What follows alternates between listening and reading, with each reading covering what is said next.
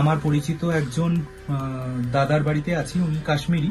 উনি ওনার বাড়িতেই মানে হোমস্টের মতো আমাদের নিজের বাড়ির মতোই করেই রেখে দিয়েছেন এবং আমরা পুরো সেফ আছি। এখন ঘটনাটা ঘটেছিল মিনি সুইজারল্যান্ড বলে একটা জায়গায়। তো আমরা ওই জায়গাটা জাস্ট ওই মুহূর্তে ক্যান্সেল করে পাশে একটা শিব মন্দির আছে, সেই শিব মন্দিরে যাই। সেই সময় শুনতে পাই ওইখানে ওই ইনসিডেন্টটা ঘটেছে। পর্যটক হিসেবে আমরা দেখেছিলাম ওনাকে, ওনার হাজবেন্ডের সাথে রিল বানাতে দেখেছিলাম সোনমার্গে যখন আমরা গেছিলাম তখন দেখেছিলাম। এখন আমরা দেখুন, প্রথম অবস্থায় ভিডিওগুলো দেখে আমরা ভয় পেয়ে গেছিলাম, কিন্তু এখন আমরা যার বাড়িতে আছি তার দায়িত্বে আছি যেহেতু, এখন একদম সেফ এবং সিকিওর ফিল করছি।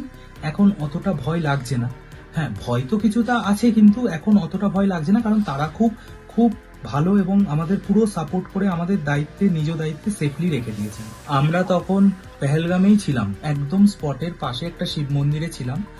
তো আমরা তারপর ওখান থেকে বেরোনোর পর আমার কিছু বন্ধুর মেসেজ পাই এবং ওখানে লোকাল সোর্স থেকে জানতে পারি এখানে একটা এরকম অ্যাটাক হয়েছে। তো আমরা তখন ইনিশিয়ালি এটা বুঝতে পারি অ্যাটাক হয়েছে, আমরা তাড়াতাড়ি বেরিয়ে আসি পেহেলগাম থেকে। তো আস্তে আস্তে আমার কাছে কিছু ভিডিও আসে, সেগুলো দেখে আমরা তখন একটু ভয় পাই এবং দেখতে থাকি যে ওখানে পুরো আর্মি একদম পুরো ঘিরে নিয়েছে এবং টোটাল কন্ট্রোল করছে আর্মি।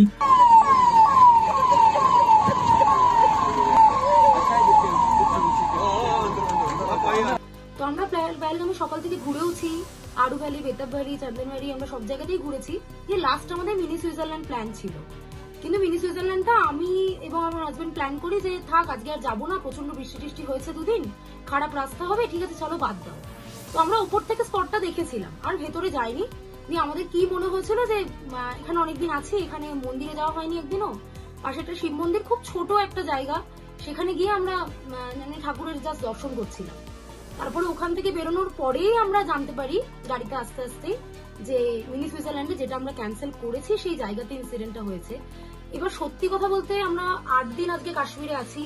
প্রথম থেকে ভীষণ মানে সব জায়গায় ভীষণ ভালো মানুষজন, ভীষণ হেল্পফুল, মানে কাশ্মীর জিনিসটা ভয়ের জায়গা নয়। কিন্তু আজকে এই ঘটনাটা শোনার পরেও যতটা না আতঙ্কিত হয়েছি, ভিডিওগুলো দেখার পর খুব খারাপ লাগছে।